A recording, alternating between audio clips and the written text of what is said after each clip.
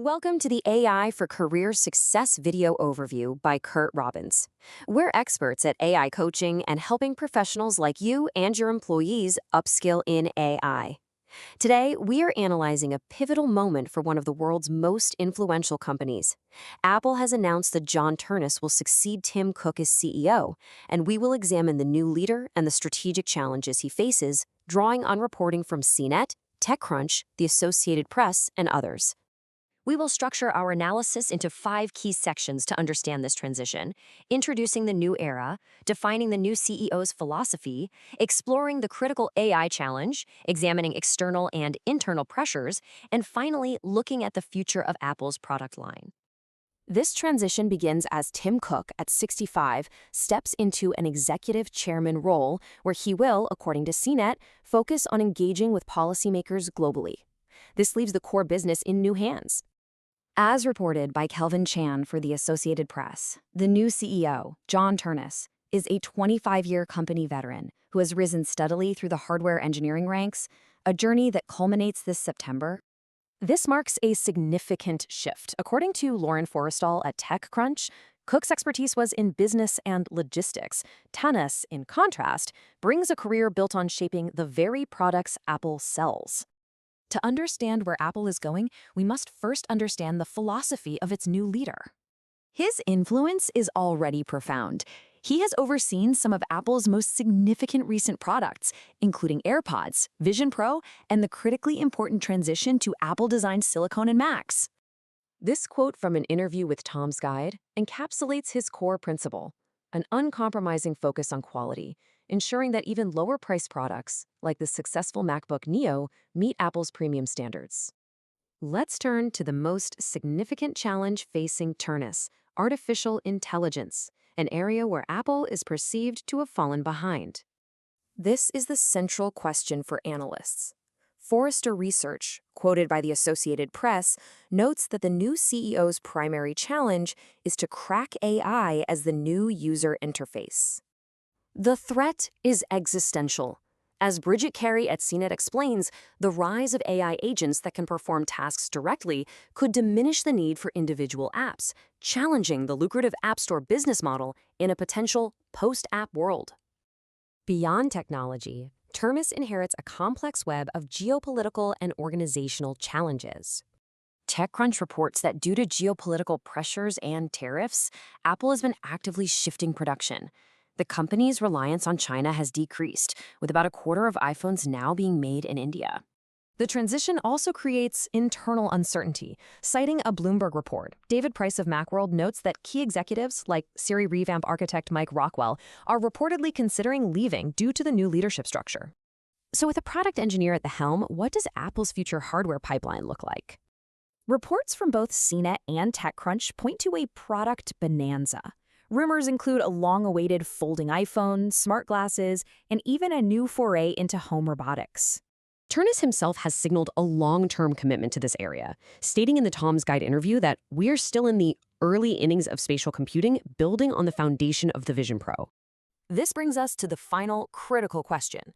With the entire tech industry pivoting to AI, Ternus is betting on his deep hardware expertise to define Apple's next chapter. The success of that bet remains to be seen. Thank you for joining us. This is where we teach you AI and help you get smarter than your competition. If you like these videos, use the QR code at the beginning to buy us a coffee or hire us to coach you or your employees in AI. We encourage you to subscribe to the AI for Career Success YouTube channel. Please like, comment, and share this video to help us reach a wider audience of professionals like you. Welcome to the AI for Career Success video overview by Curt Robbins.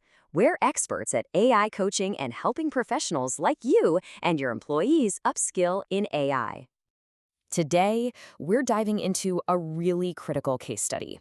It forces us to ask a tough ethical question, one that sits right at the crossroads of technology and public safety. And that question is, what is a tech company's duty, its responsibility, when its platform is used to plan violence? Our entire discussion today is based on the reporting by Anthony Ha over at TechCrunch.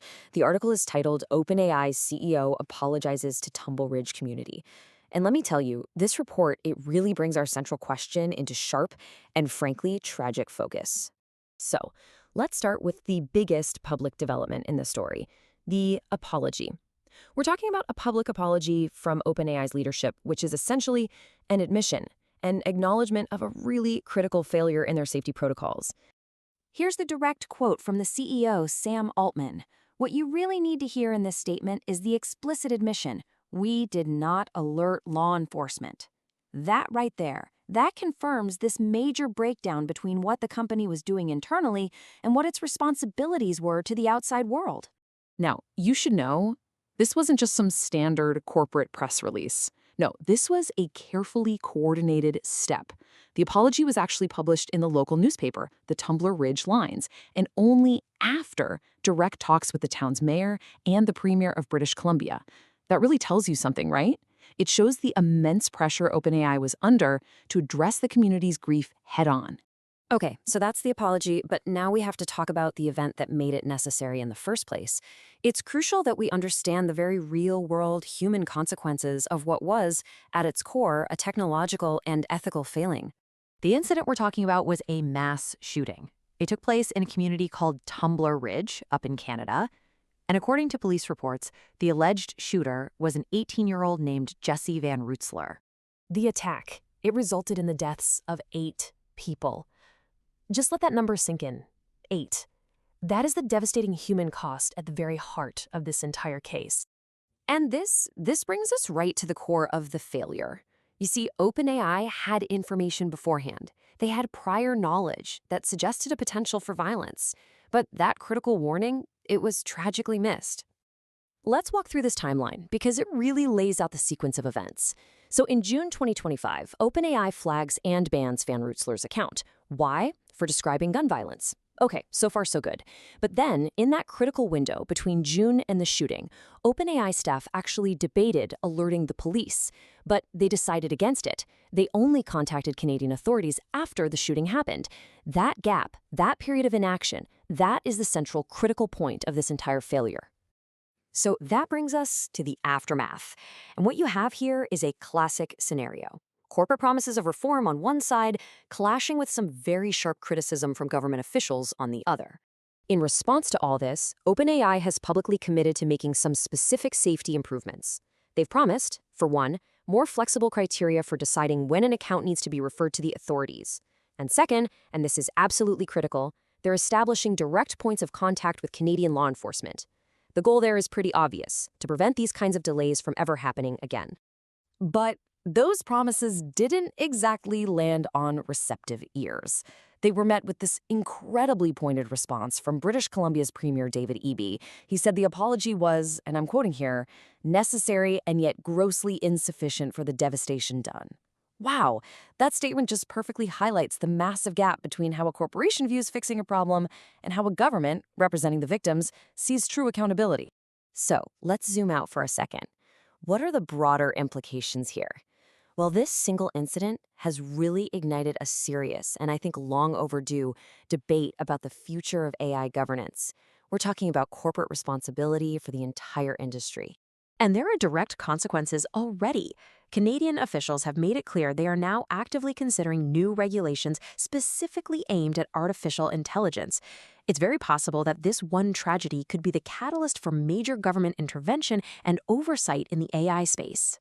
And all of this brings us right back to where we started, back to that central, unresolved question.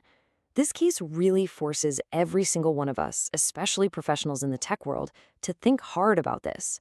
Where does a platform's responsibility to monitor and report end, and where does the duty of law enforcement begin? Finding the answer to that question is going to define the future of digital safety for all of us. Thank you for watching. This is where we teach you AI and help you get smarter than your competition. If you like these videos, use the QR code at the beginning to buy us a coffee or hire us to coach you or your employees in AI. Please subscribe to the AI for Career Success YouTube channel. Like, comment, and share to help us reach a wider audience.